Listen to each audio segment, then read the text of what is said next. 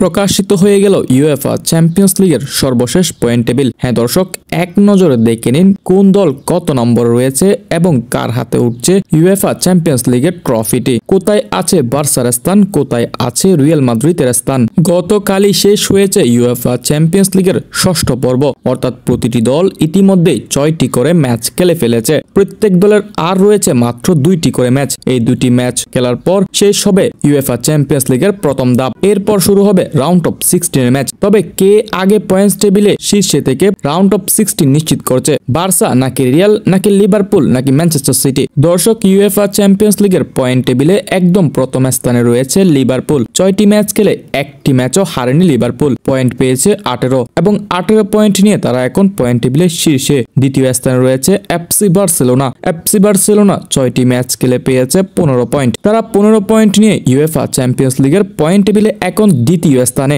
দর্শক, UEFA champions লিগের point টেবিলে রিয়াল মাদ্রিদের অবস্থা তেমন একটা ভালো জায়গায় নেই। রিয়াল মাদ্রিদ পয়েন্ট টেবিল তালিকায় রয়েছে একদম 20 নম্বরে। 6টি ম্যাচ খেলে পেয়েছে মাত্র 9 পয়েন্ট। তবে রিয়াল মাদ্রিদের কোচ কার্লো আনচেলত্তি জানিয়েছেন এইবারেও ফাইনাল খেলবে রিয়াল মাদ্রিদ এবং চ্যাম্পিয়ন হবে Real Madrid. Coach Carlo Ancelotti নিজের দলের প্রতি সম্পূর্ণ আত্মবিশ্বাস রাখছেন, যদিও বা বর্তমান পয়েন্ট টেবিলে তাদের স্থান 20 নম্বরে। অন্যদিকে পেপ গার্দিওলার টিম ম্যানচেস্টার সিটির অবস্থা অনেক বেশি খারাপ। শেষ 10 ম্যাচে পেয়েছে মাত্র 1 জয়। ইউএফা চ্যাম্পিয়ন্স লিগে গত রাতে মুখোমুখি হয়েছিল জুভেন্টাসের বিপক্ষে, যেই ম্যাচেও 2-0 গোলে হারতে হয় ম্যানচেস্টার সিটিকে, যার কারণে বর্তমানে ম্যানচেস্টার সিটি ইউএফা চ্যাম্পিয়ন্স লিগের 22 নম্বরে চলে গেছে। হ্যাঁ দর্শক, তারা 6টি ম্যাচ খেলে পেয়েছে মাত্র 8 পয়েন্ট এবং তালিকায় 22 নম্বরে রয়েছে ম্যানচেস্টার সিটি। তো দর্শক, এইবারের ইউএফা চ্যাম্পিয়ন্স লিগটি কার হাতে উঠবে? রিয়াল মাদ্রিদ নাকি এফসি বার্সেলোনা নাকি লিভারপুল নাকি ম্যানচেস্টার সিটি, নাকি এই বছর অন্য কোনো দলই ইউএফা চ্যাম্পিয়ন্স লিগটি